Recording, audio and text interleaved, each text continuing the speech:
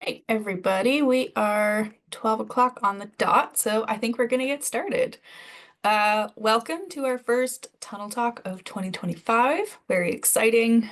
Today we're going to be talking about soil-based strawberry production.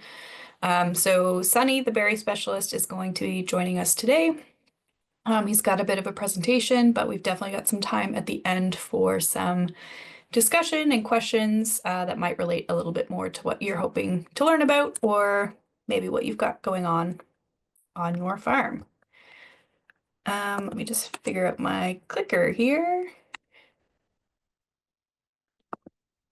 There we go. All right. So just before we get started, I wanted to talk about a few upcoming events. This is a very busy time of year, so this is definitely not everything going on, but some of the things that I thought might be of interest. So for the Tunnel Talk webinar series, February 4th, we're going to be talking about on-farm adoption of integrated pest management strategies. So that's going to look like a bit more of a discussion where we have a few growers that I've chosen to talk about some things that they've tried in the last year. But there's definitely room for other people to share as well. So a bit of a different format, but I think that's going to be awesome just to see what's happening across Nova Scotia. And then March 13th, we have someone coming from New England. They did some very interesting survey work on tomato tunnel production and basically just looking at what people were doing or not doing and how that sort of impacted their yield. So that should be pretty cool. January, oh, I don't think I updated those dates. So it's January 27 and 28. We have Hort Congress happening in Wolfville, Nova Scotia. As well, we have our Getting Into the Weeds virtual series, which should be coming through the marketing channels shortly. I noticed today in the department newsletter that there is a Protecting Pollinators information session happening in Masstown on February 11th, if you're interested in that. And as well, the Acorn conference will be happening February 16 and 17 in Truro. Yeah, so I think that's all I've got for you. I'm gonna pass it over to Sunny and we can get going on strawberries. All right, thank you, Talia. Just trying to get things set up here.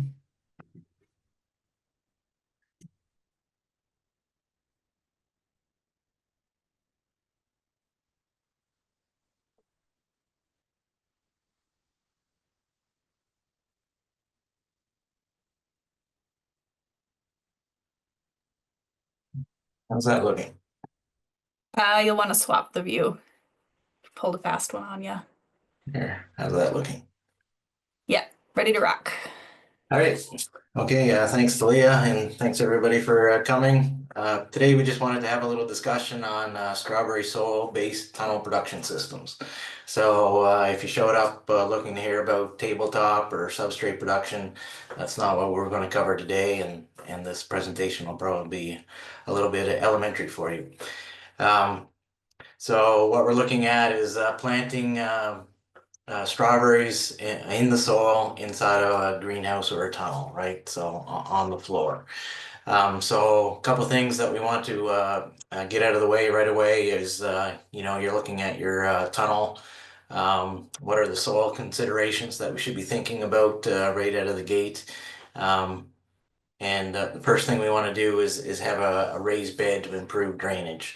So strawberries are very shallow rooted. So most of the roots on a strawberry crop, 90% of them are within the top 6 inches and or shallower. So we got to make sure that we have that drainage to get them up out of the water to decrease root diseases.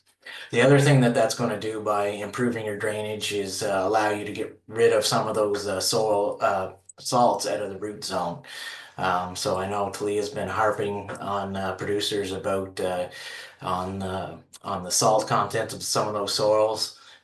So improving the drainage allows you to push some of the salts that you're adding through the irrigation system to the shoulders of that bed and down lower into the root zone and away from the strawberry roots. So that's very important.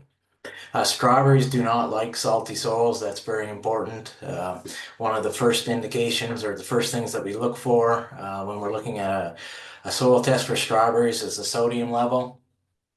We want that to be well under 130 kilograms per hectare. When we get over this number, it tends to be an issue.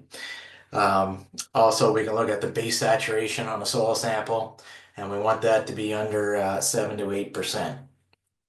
So what does that look like? On this slide, I've cut out the center section of a typical soil analysis that we get out of the department here in Nova Scotia. What we're doing is if I can get my mouse going here, is we're looking at the sodium, which can be found about halfway down. In this first soil sample, we realize that it's quite high, 1763. We have to really work at things to get it that high. Uh, in talking with this grower, he was adding a mink-based compost, and as soon as you hear mink or poultry, the first thing that should come to your mind is sodium. Where's your sodium or salts at?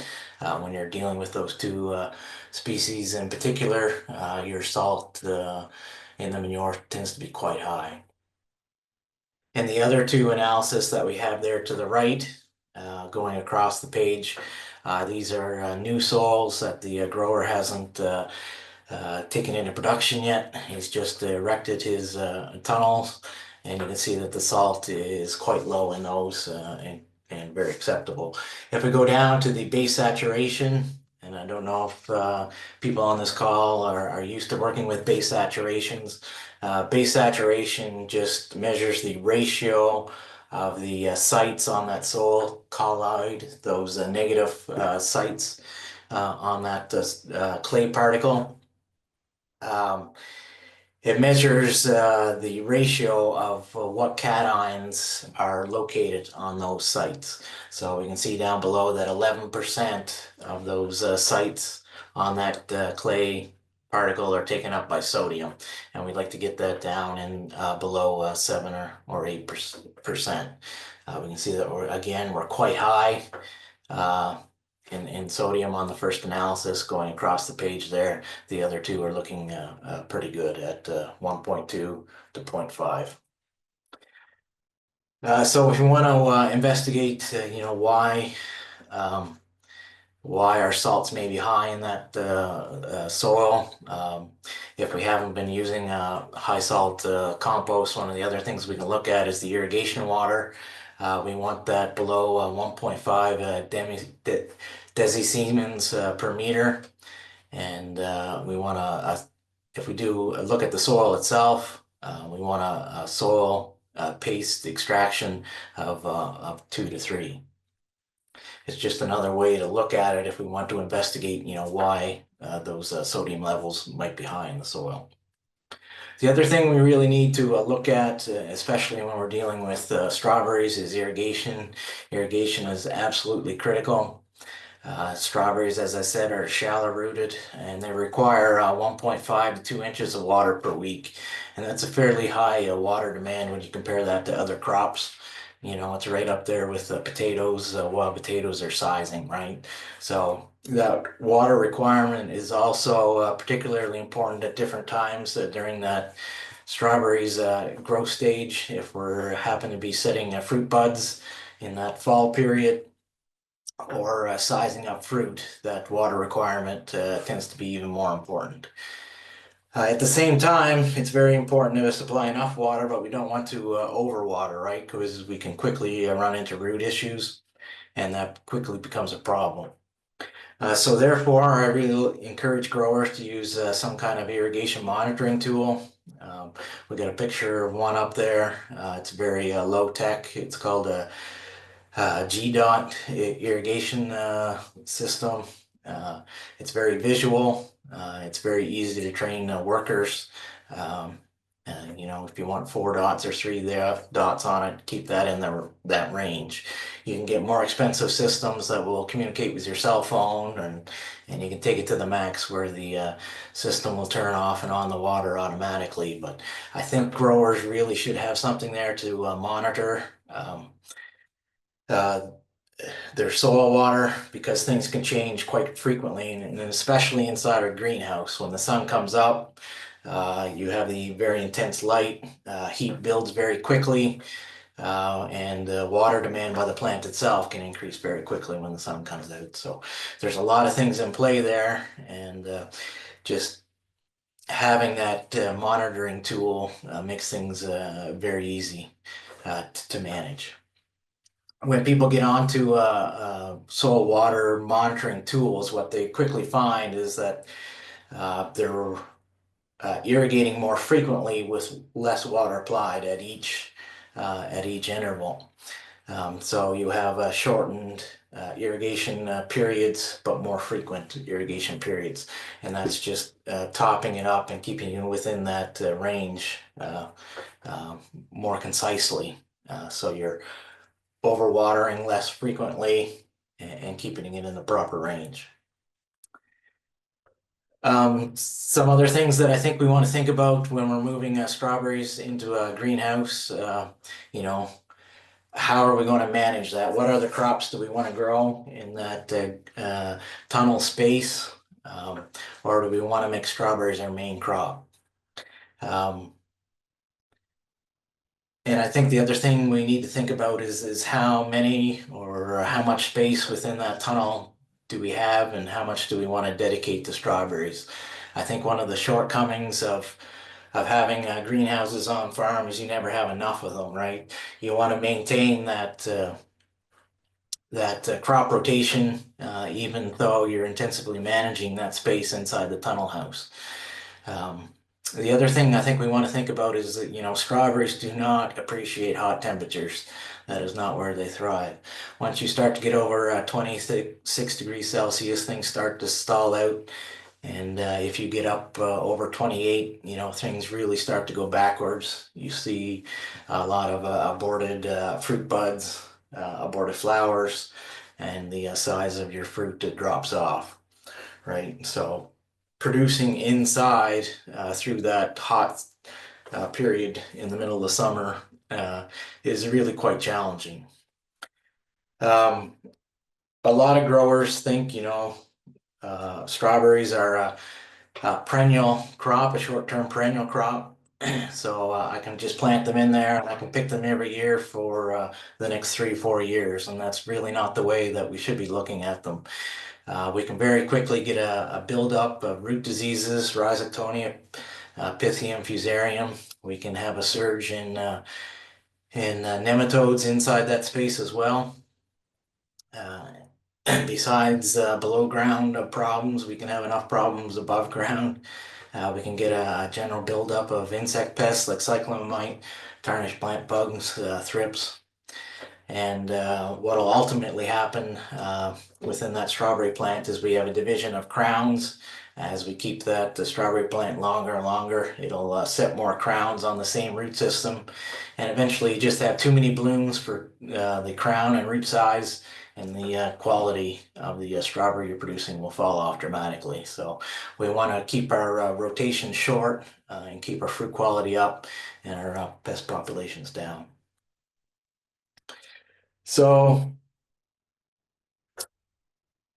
how you want to plant them inside the greenhouse, I think really depends on what market you're trying to produce for. When do you want to have strawberries to sell, right? So any system that we grow outside, we can really move inside, right?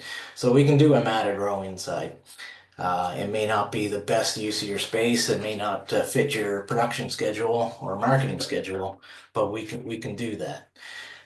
So what I want to do through the main part of the presentation is just walk through some of these planting systems that we would see outside. And as we understand how the strawberry plant grows outside, we can determine if that's something we want to be a part of, and see if that's something that we want to move inside the tunnel space, and if that system would work for us, right? So this is a little bit of elementary for some of the producers that are on here. I recognize some of the names as, longtime strawberry growers, but, we'll get into more and more complex systems as we go through and decide, does that work inside of a tunnel house? So the first thing we want to look at is the traditional matted row system. So in this system, you think about what you see traditionally out in the field. That's what we're talking about. In that establishment year, plants are planted on 4 to 5 foot rows, 12 to 18 inches apart within that row in the spring of the year. This mainly uses June-bearing varieties. So these are your traditional varieties that would set floral buds in the fall and fruit the next year. We have that establishment year where we don't get a harvest, and then traditionally we would get two harvested crops in the subsequent years. The crop is dependent on establishment and the bud set on the daughter plants that are produced rather than the mother plant. Berry quality can be quite variable, and this is because we have plants of all different size, crown size in the field, and we have a lot of shading and a very thick row. So size of the fruit at the end can be variable, and harvest can be a little bit strung out. Because we're keeping this system for multiple years, pests can build up over time, but it's the least expensive to establish because our plant costs are quite low because our planting density is quite low. So just to go through the cycle of what that system would look like, bare root plants are planted as soon as the soil reaches 10 degrees Celsius. Bloom is removed in that first year. Remember that those floral buds were produced last fall, and in this case, that would have been in the nursery. And these would come to you in the spring as a dormant bare root plant. Weeds are controlled with tillage or herbicides. Fertilizer is side dressed a number of times through the season in order to aid in daughter plant establishment and fruit bud development. Leaf diseases, aphids, insects are controlled through the summer with a few pesticide applications. Irrigation is critical through this period, as again, strawberries are quite shallow rooted. Um, So as we approach that fall period, we want to make sure that we continue to control aphids and leaf diseases because that's setting up the amount of inoculum that's out there for the fruiting year. Herbicides tend to be applied at dormancy. Straws are applied for winter protection. Typically, we can use row covers if needed, but we want that straw there the following year to get those berries up off the ground and keep things dry.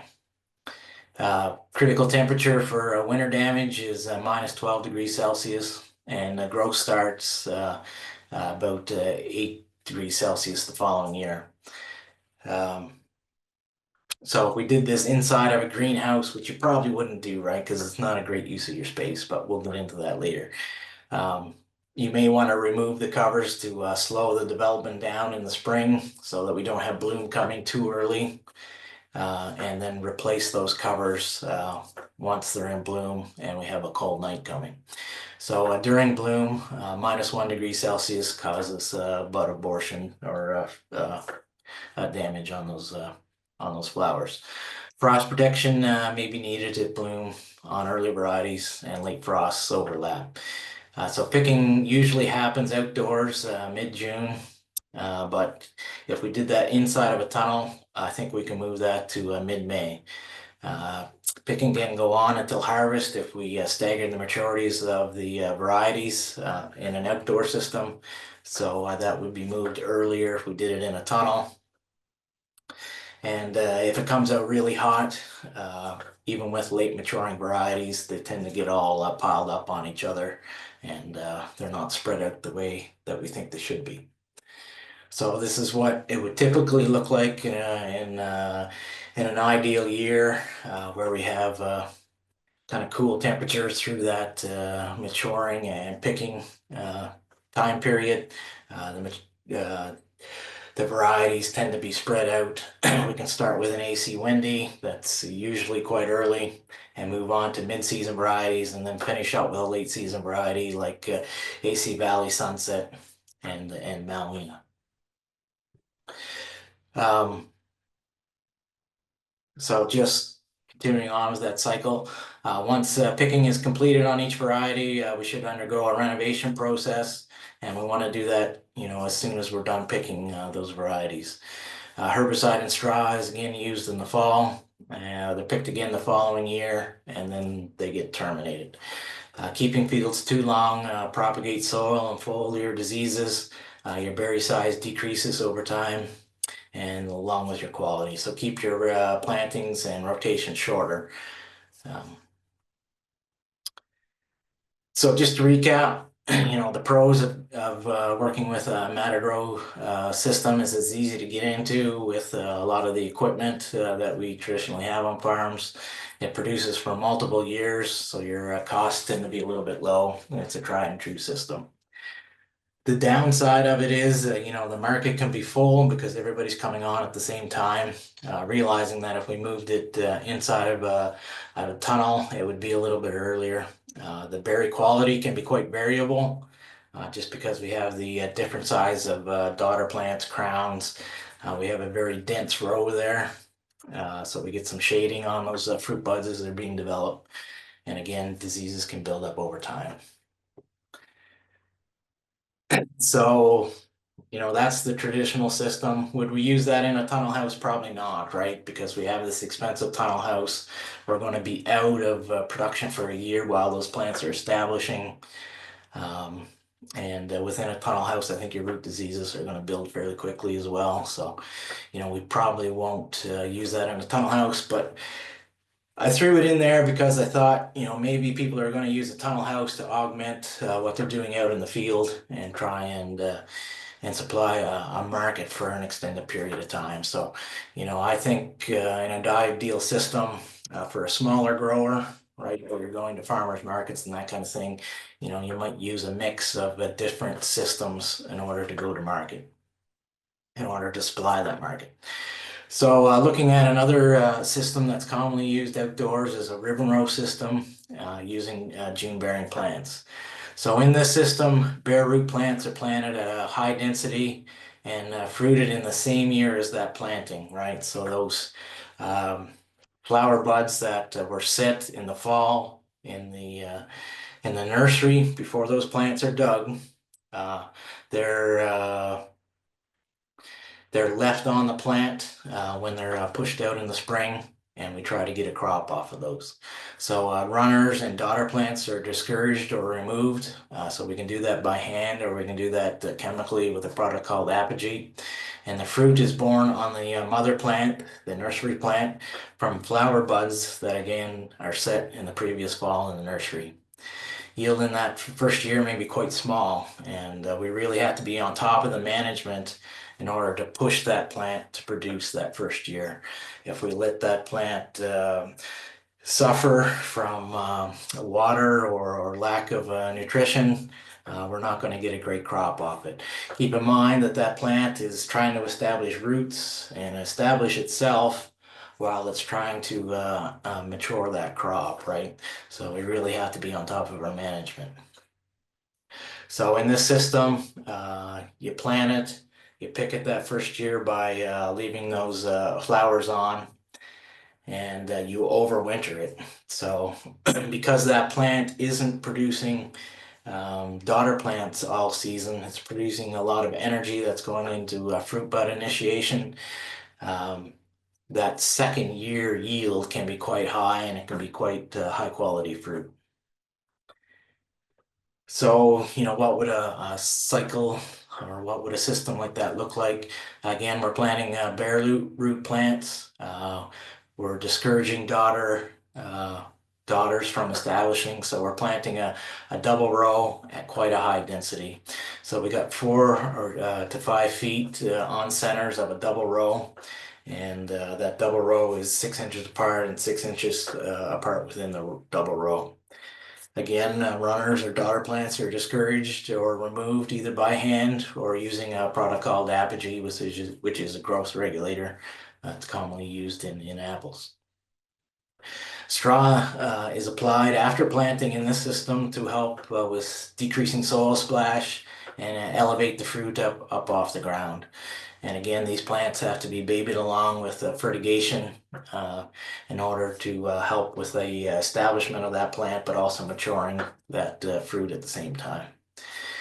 So bloom is not removed, right? So we need those plants to arrive dormant and and we need to keep that bloom on because these June bearing plants aren't going to produce more bloom in that first year. It's one flush of fruit and that's it. So independent of variety in that first year, fruit is usually picked 80 days after planting. Now I say 80 days, but it's really driven on growing degree days, and there could be a little bit of variability from variety to variety, and uh, and it'll depend a little bit on the weather we get. But in general, it tends to be about 80 days. So if I went out on April 1st in a tunnel house and planted a June bearing plant, I'd expect fruit to come mid-June. Is that something we want, right? So, maybe not because it's going to arrive on the market same time as my neighbor who's doing outdoor uh, matted row production, and his costs are going to be a lot lower than mine where I'm indoors. So that may not be advantageous. But if I planted April 20th, I should be picking berries around July 9th. So that may not be exciting to you either. So move along May 1st to July 20th. Um, a lot of areas in the valley might be wrapped up on outdoor production, and you're coming in right on the tail end as hopefully prices are recovering a little bit, and hopefully the market isn't burnt out on strawberries. That may be more exciting to you. Moving on a little further, May 15th, August 3rd. Um, so now we're starting to fill in, later in the summer. If I planted May 30th, I'd expect production August 18th. And if I waited to June 10th, I'd be looking at August 29th. So, we can stagger plant to fill in different windows and when we want to put that fruit on the market.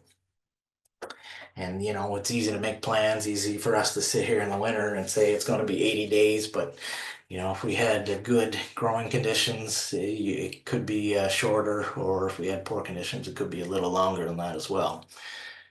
So, by stagger planting, we can stagger our harvest and try and fill in those production windows. So continuing on what that system may look like, weeds are controlled. It could be chemically or through tillage, but remember tillage may not be quite as effective as you plan because we're going to have some straw there or mulch to keep those berries up off the soil. After harvest, the plants are not renovated but encouraged to crown up. And herbicide and straw should be applied before winter to control those weeds and give some winter protection. Next spring, the plants will fruit during their normal variety period. So if we had several varieties, they should space each other out a little bit better.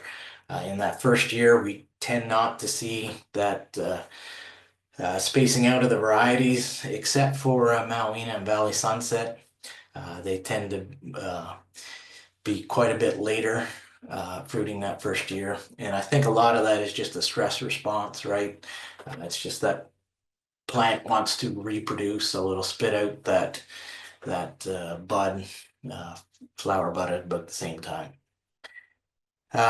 Plants may be kept for a third harvest, but more than likely you're going to want to remove them after that second harvest, just to free up tunnel space, but also your quality is starting to drop off, and your insect pests and fungal diseases are starting to build up on you.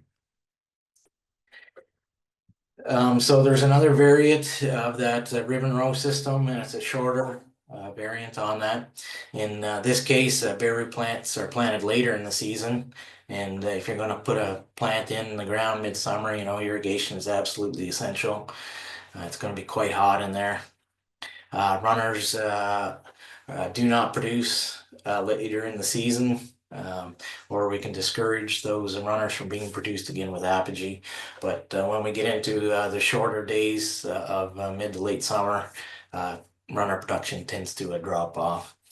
In this case, blooms are not allowed to form in the first season. So we're going to overwinter these, and we're just looking for a spring crop. Because we're not producing runners and we're not producing a fruit crop. Crowns can be quite large by spring. Um, Straw or some form of winter protection will be needed, and varieties will bear in the next spring on their normal picking schedule. Uh, Fruit in this case tends to be quite large and uniform and tends to be quite high quality. So again, what would that look like? Planted later in year one, blooms are removed, no crop in year one. Fewer runners are produced because of the shorter day length. Um, the nursery plants are allowed to crown up in that first year.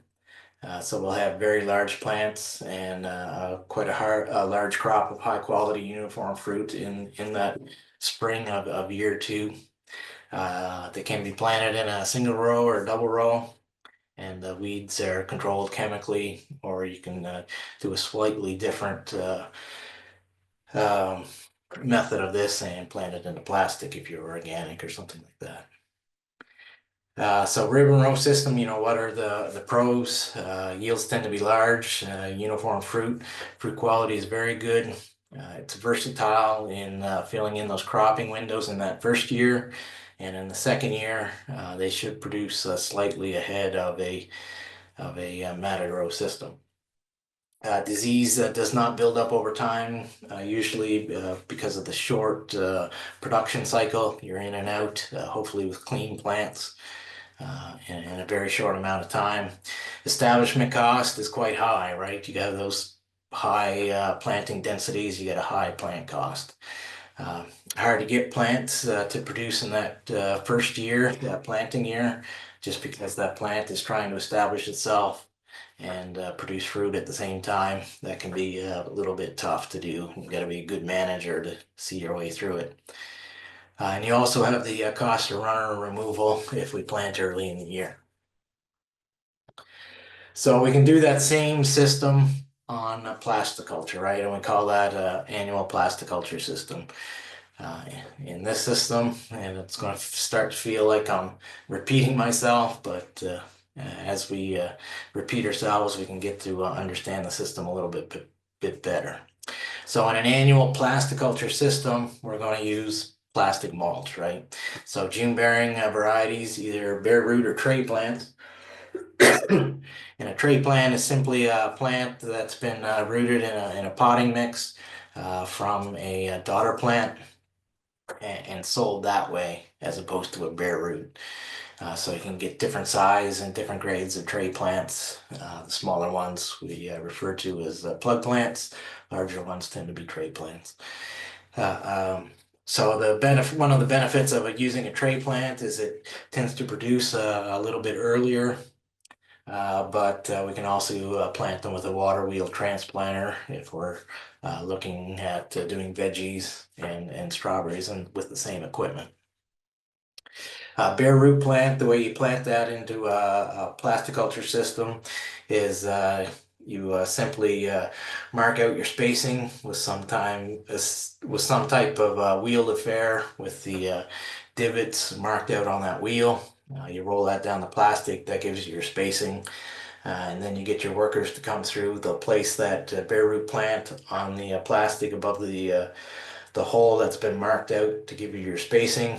And you'll have a L-shaped type thin bladed knife with a notch in it. You'll catch that notch on those roots about 3/4 of the way down, and you'll punch that into the soil.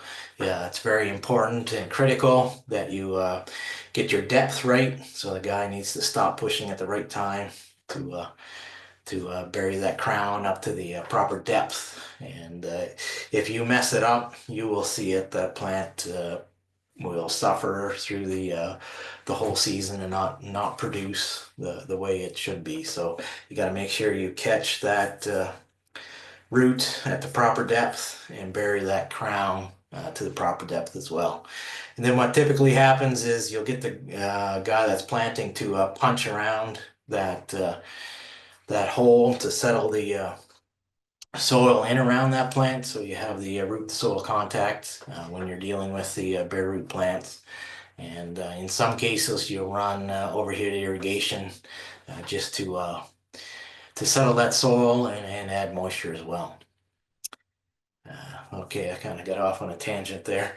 Um, so in this system, plants are planted at a high density again. Runners are removed or discouraged again by using apogee. Usually plants are planted in early August and allowed to establish in the fall. Uh, and you'll remove bloom. Uh, Late planting can also discourage runner formation. Drip irrigation is essential underneath the plastic. Thick row covers are usually used for overwinter protection. A lot of times guys will use straw between the rows for weed control. Um, it just helps to reduce the use of herbicides there.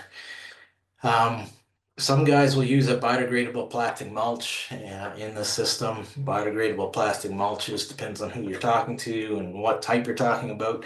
They're kind of getting a bad name for themselves lately, but I just wanted to put it out there as something to look at.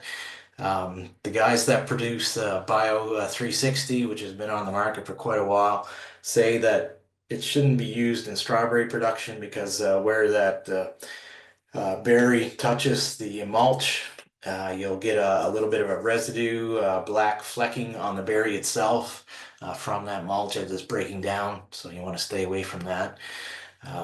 Film Organic is another brand and it actually promotes it. And you can get different grades of mulch from them. Some will break down earlier at 3 months and some will last out to 15. And again, another brand, BioGuard, seems to be okay.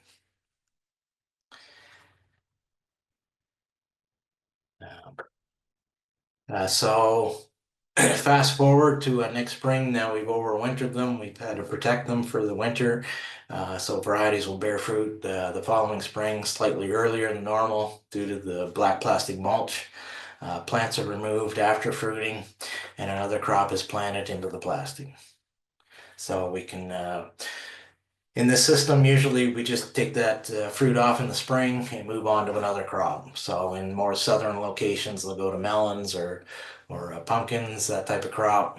But you can plant in tomatoes or peppers or that kind of thing as well. So what are the pros of an annual plasticulture system? Yields can be very high. You're using the same existing equipment in some other vegetable production. So for a market gardener, it may make sense. Fruit can be earlier than a main crop because we have the added heat from the black plastic. Yields and quality can be quite high. Low disease pressure tends to be um, because we're keeping it in for such a short time. The cons, you have a very high establishment cost because of the plant density, but also we have the mulch and the drip system to pay for as well. It tends to be a 1 year system. We have to deal with the plastic somehow too, so keep that in mind. So I think we can skip that. So that brings us to ever-bearing plasticulture system. So everything we talked about up to this point was a June-bearing plant, and we also have ever-bearing plants. So ever-bearing plants, they depending on the variety you pick, they're always producing flowers. They're always producing flower buds and they're maturing fruit at the same time. And oh, by the way, they're also putting out runners, right? So in this system, thick row covers are used for overwinter protection. Fruiting can begin in spring. I should have backed up a slide, sorry about that. So ever-bearing varieties, they either come as bare root plants out of typically California or tray plants. They can be planted into plastic mulch. Typically, we don't plant these ever-bearing ones as a matted row system. Plants are planted again at a very high density. Runners are removed. Bloom can either be removed in favor of establishing the plant or we can leave that bloom on and fruit that first hand of bloom that comes out. We can also use this removal of those flowers to break up the fruiting cycle, right? If we don't want all the fruit coming on at the same time. Drip irrigation is buried under the plastic mulch. Fruit usually starts late July, and we're in full swing in picking in August. Um, if we decide to leave that first flowers on after we harvest that, there tends to be quite a lengthy rest period while that plant is setting fruit buds, blooming, and then finally getting to picking. So we can have a lull in production there. Um, that lull can last quite a long time, or it can be quite a short time, and that goes back to management, but also the variety that we pick, or the variety that we choose. Picking continues into fall when tropical storms or cooler weather tends to shut down maturity.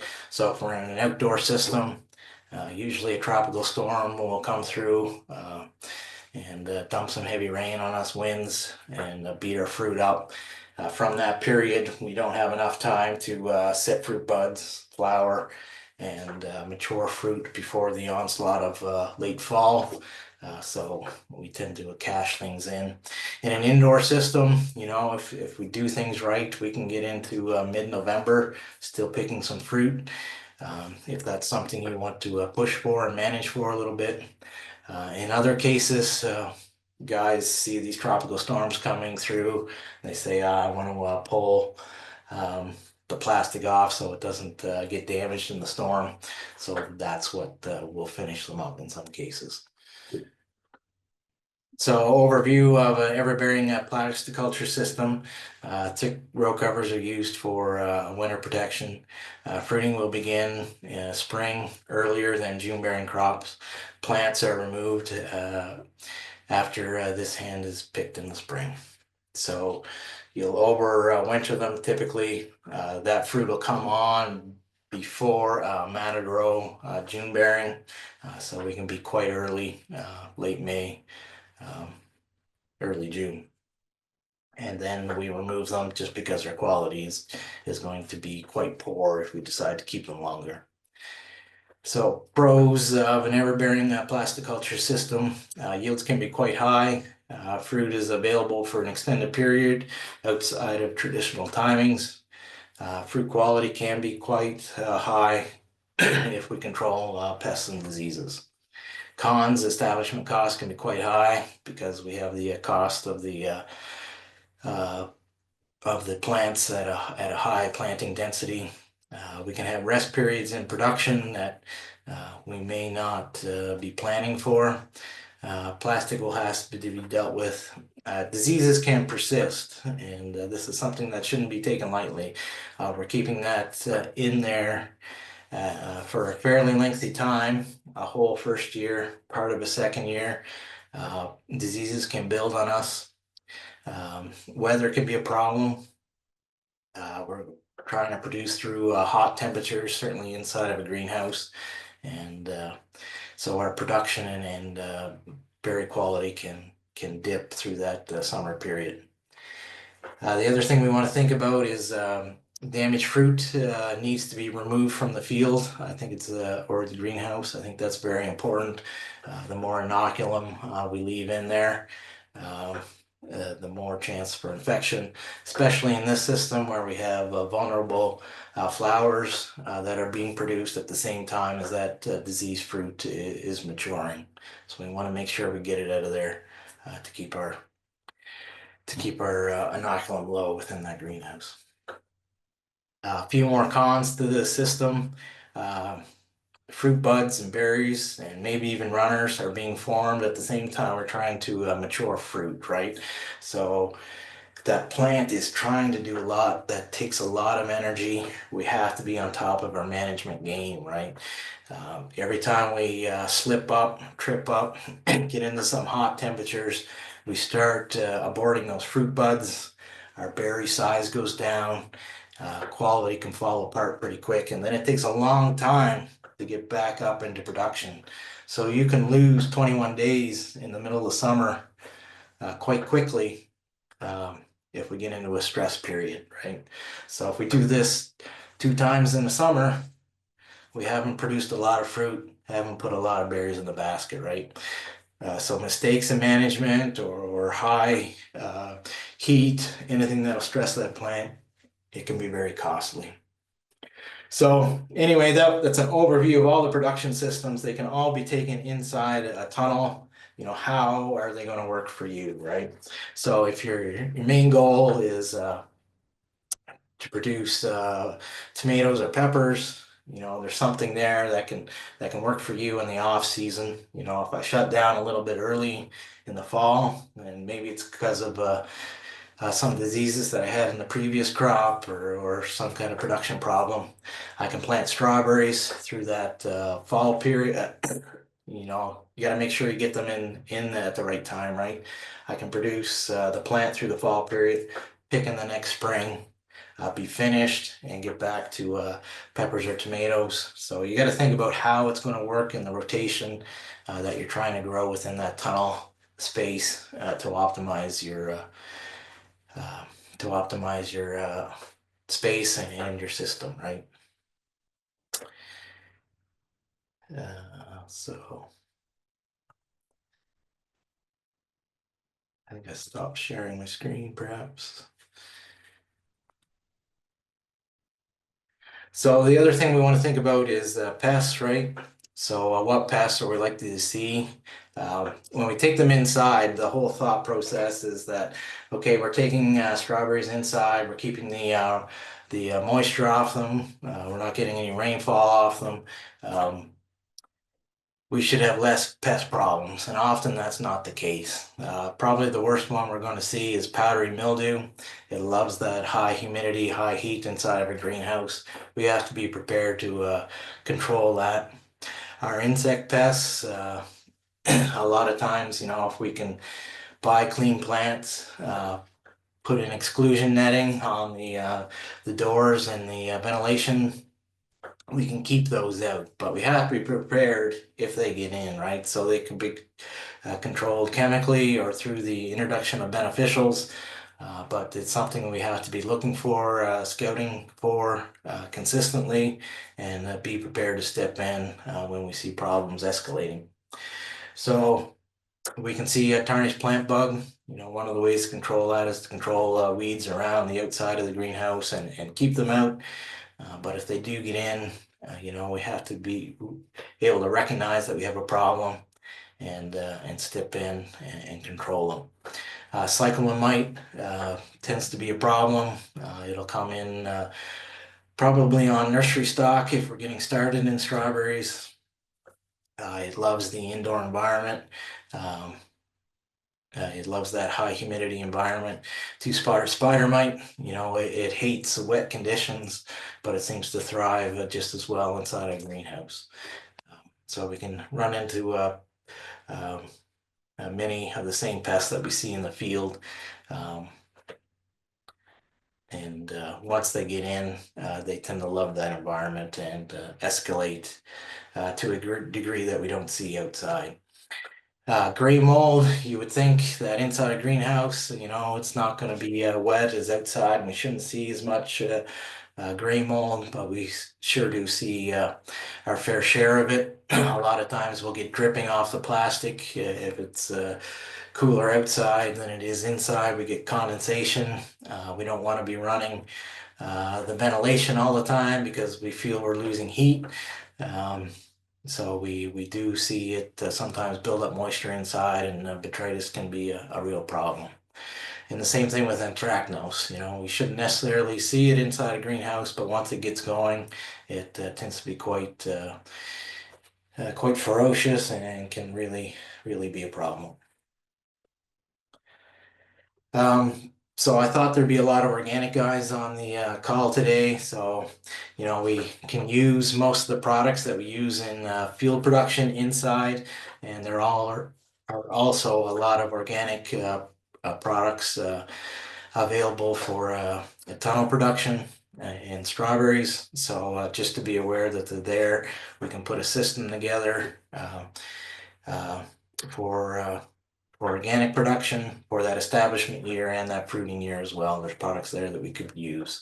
Um, I think it's important to note that these products, they're all used preventatively for the most part. So we have to recognize that conditions are right for disease spread before we uh, see a lot of that disease. And once we see that disease in there, it's often too late. So a lot of these products are used preventatively. We have to be on our game, looking for problems before they get out of control and be prepared to step in and take control of them. So I think that's all I wanted to cover today. We covered a lot of stuff. Hopefully, people get a little sense of where it could work in their system. The last thing I wanted to touch on is just the a little bit on the economics. An ever bearing or second year June bearing plant, you're going to get about zero point 0.7 to 1 pounds per plant on a mature plant. A first year June bearing plant that we stuck in the ground and we're fruiting that nursery hand of fruit, that first flowers that comes out, we're probably only going to get 1 pound per plant or maybe slightly less, right? So if you look at the pricing side, and that's something that I try to track through the year, pricing organic, you're starting out in May at 5.50 a pint, which I think is quite an extreme price. I'm not sure how much of that priced fruit the market can bear. I think if we ever produce too much of it, you're just not going to move it at that price. But in the short term, there's not a lot of organic strawberries out there, and you can do quite well if you market it correctly. For a normal strawberry production, we're looking at 7 to 7.99 a quart. Um, Anyway, with that, I'll turn it back over to Talia. And if there's any questions, please don't hesitate to ask.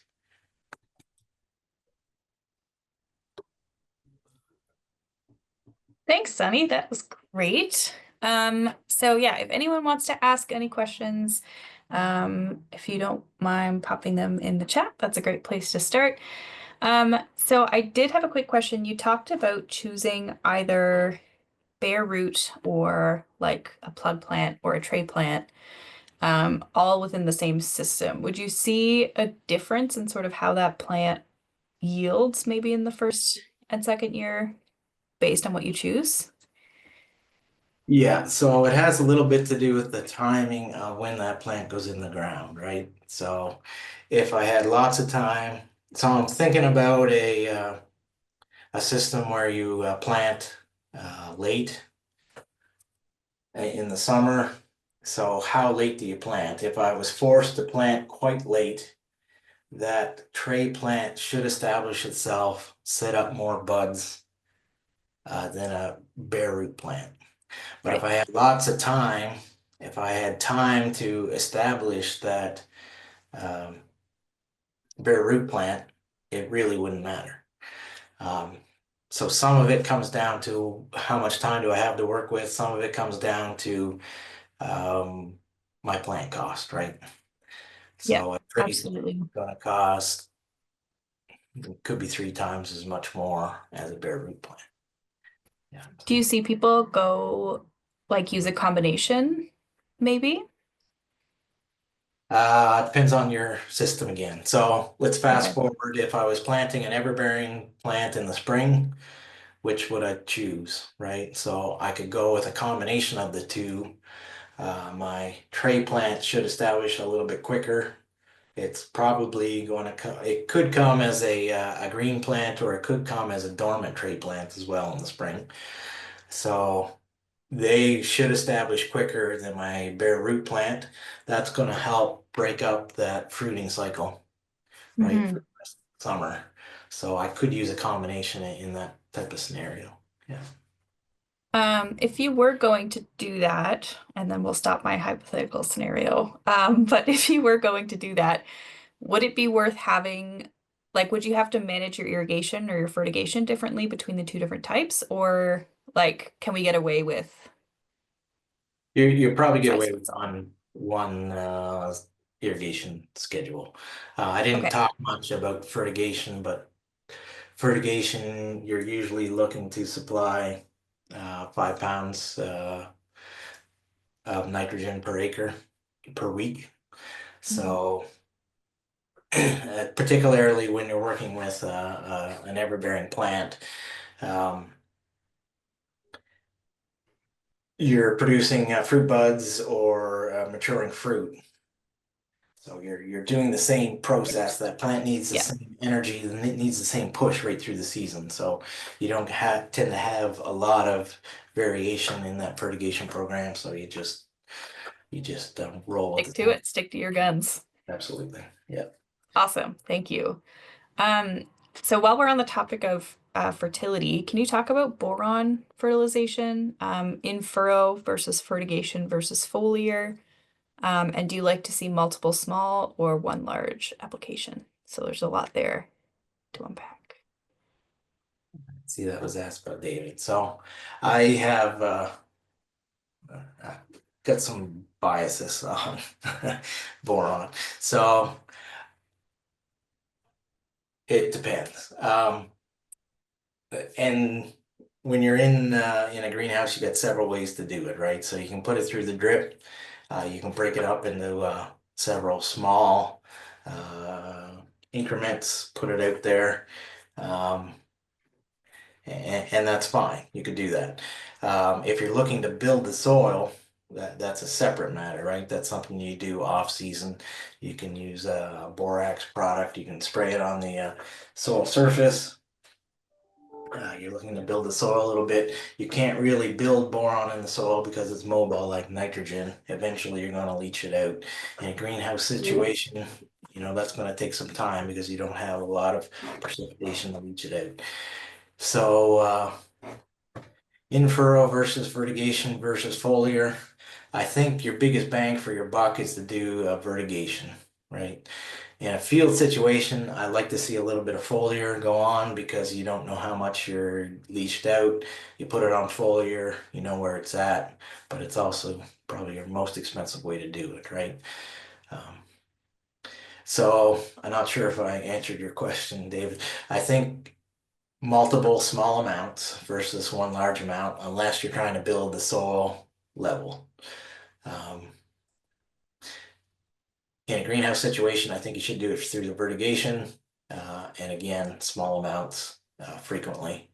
I think it's very important to get it on during that bloom period because it's going to help with the fruit set and the number of seeds on that flower that set seeds. That's going to determine your fruit size, right? So if we have a lack of boron, we'll have poor pollination, and we can run into misshapen berries and that kind of thing. So Awesome. hopefully, Thank hopefully you. I answered that in a long.